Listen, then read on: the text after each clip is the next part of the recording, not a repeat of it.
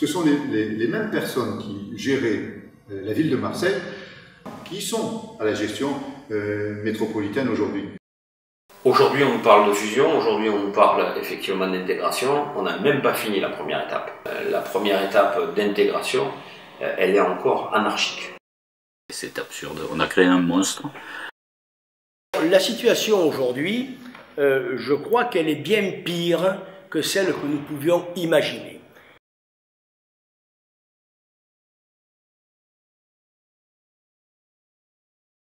Sur les transferts de compétences, c'est là qu'on connaît effectivement le plus de difficultés.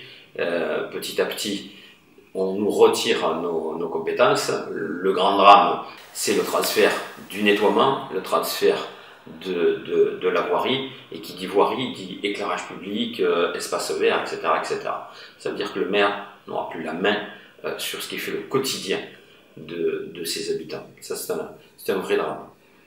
Dans un même temps, on va renvoyer tout le volet financier, le personnel et le volet financier de toutes ces actions. Ça veut dire que demain, lorsque on dira au maire la rue n'est pas propre, il faudra qu'il téléphone à Marseille, il faudra qu'il essaye d'avoir quelqu'un pour faire nettoyer la rue. C'est assez dramatique et les habitants ne comprendront pas. Par exemple, dans le cadre de la collecte et du traitement des ordures ménagères, mais surtout de la collecte, lorsque il y a des personnels absents, que ce soit un chauffeur d'une benne, que ce soit un ripper derrière la benne, c'est une équipe de 3, 2 rippers, un chauffeur, si l'équipe n'est pas constituée le matin, la tournée ne part pas, c'est-à-dire la benne ne peut pas partir s'il n'y a pas ces 3 personnes-là. Bon, aujourd'hui, c'est un métier qui peut être un peu décrié, mais qui est en tout cas très fatigant et très usant pour les personnels. Donc il n'est pas rare, pour ne pas dire il est fréquent, qu'il y ait des absences. Lorsque c'était la collectivité qui gérait, il y avait une souplesse et on pouvait recruter et remplacer très rapidement, c'est-à-dire du jour au lendemain. Donc il n'y avait pas d'interruption dans la chaîne de la collecte. Aujourd'hui, avec la métropole, il nous faut des semaines pour remplacer les personnels, pour ne pas dire des mois lorsqu'il s'agit de l'encadrement. Et donc, pour la première fois depuis des dizaines d'années, ici, on a eu des jours où les tournées n'ont pas pu se mettre en place. La métropole, l'intercommunalité marseillaise a une taxe beaucoup plus importante, une taxe foncière, taxe d'habitation beaucoup plus importante que ne l'avait par exemple la communauté de Salon.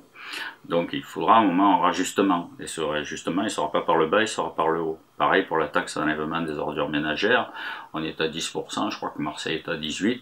Il faudra à un moment donné homogénéiser, on a 12 ans pour le faire je crois. Mais à un moment donné, l'homogénéisation se fera vers le haut et pas vers le bas. En plus, avec les besoins en termes de gestion des déchets, voilà. Donc il va y avoir des augmentations d'impôts fortes. Donc il y a beaucoup d'endroits où tout le monde essaye de baisser les impôts, ou au moins de les garder au même niveau.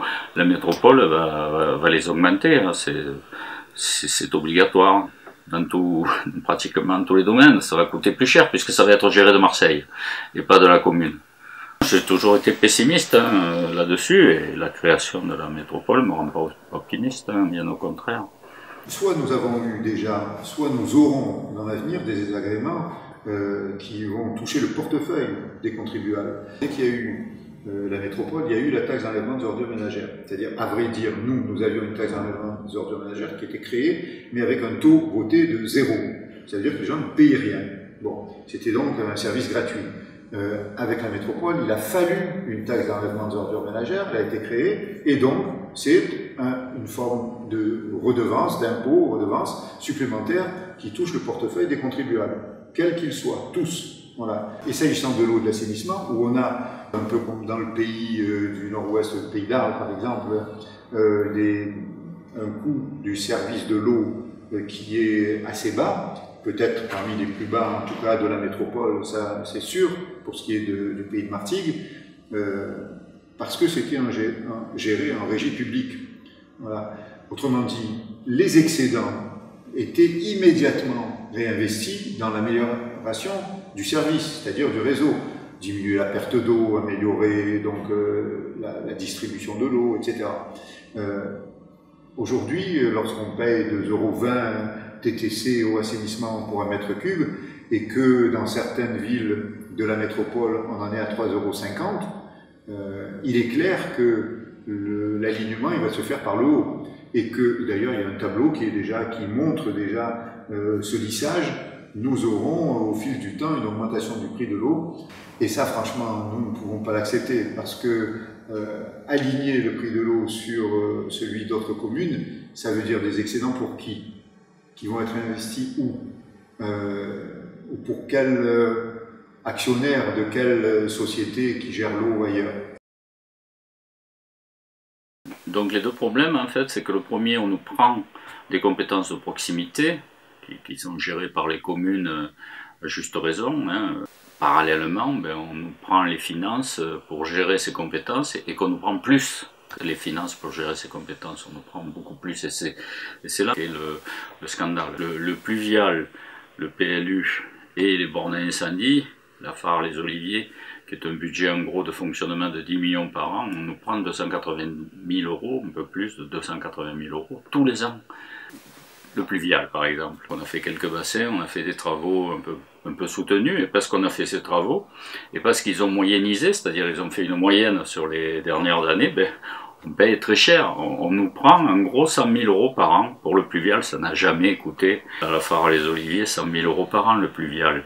Le pluvial, c'est le quart d'un agent peut-être qui va de temps en temps, dans une année, hein, déboucher les canaux, nettoyer certains endroits comme les bassins de décantation, les choses comme ça. Et quand on construit un bassin dans une année qui va nous coûter 100 000 €, allez, au maximum, on a normalement dessus des subventions à l'époque de 60 à 80%.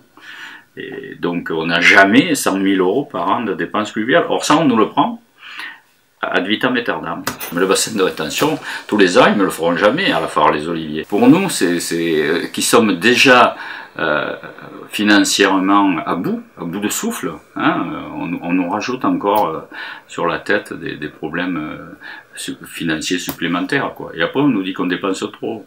Mais on ne dépense rien, puisque tout ce qu'on avait comme recette, on nous l'enlève. Le pluvial. Les eaux pluviales sont transférées à la métropole, à cette bulle technocratique, administrative, qui dans la réalité ne connaît pas du tout le territoire et n'est pas du tout à même de s'occuper de l'écoulement des eaux pluviales sur les communes. Nous avons eu dernièrement des pluies diluviennes. Les administrés viennent en mairie nous dire écoutez, monsieur le maire, là, tel fossé, il faudrait faire une grille d'évacuation, il faudrait faire un exutoire supplémentaire, et je suis dans l'incapacité de le faire pour éviter que mes administrés soient à nouveau inondés. Pourquoi? Parce que c'est une compétence métropolitaine. Et si j'engageais un budget quelconque pour notamment réaliser quelques travaux immédiats, le trésorier ne les paierait pas. Donc, je n'ai plus aucun pouvoir sur notamment l'essentiel, on peut dire, donc, des demandes de mes administrés. Il n'y a ni politique métropolitaine du sport, ni politique métropolitaine de la culture. On fait uniquement des analyses pour l'instant, on a payé des cabinets pour tout ça. Et effectivement, on ne voit rien venir. La seule chose qu'on voit aujourd'hui, c'est la diminution drastique des finances. Et on voit bien poindre, et ça va être le cas pour notre théâtre en bas, la diminution des prestations. Et bien encore une fois, la balayeuse passera peut-être 2 fois de moins. Enfin, sûrement on ramasse tous les végétaux. Ben, les végétaux, il faudra attendre quelques mois avant que ça se fasse, si ça se fait. Et lorsqu'il y aura un trou sur la chaussée, bien, il faudra que le maire prenne son bâton de pèlerin et aille pleurer à la métropole pour avoir effectivement quelques mètres cubes de goudron pour combler. Nous, les communes deviendront malheureusement des arrondissements et avec un ogre marseillais qui malheureusement a des besoins financiers qui sont tellement énormes, encore une fois, que ce qui a pu faire la richesse de nos communes ne fera jamais la richesse de 2 millions d'habitants. Ce n'est pas possible. Lorsque on aura tout partagé, il ne restera pas suffisamment pour chacun. La métropole, elle échoue dans sa gestion au quotidien, comme elle échoue d'ailleurs dans sa gestion financière parce qu'elle n'a aucun moyen supplémentaire et qu'elle avait au départ 2,5 milliards de dettes et qui sont à peu près aujourd'hui du même niveau. Voilà, donc la dette n'a pas été réduite et comme il y a peu de moyens, eh bien, les vrais investissements pour des projets métropolitains n'existent pas. Voilà. Le pire est le fameux PLU. Alors là, le PLU est transféré à la métropole.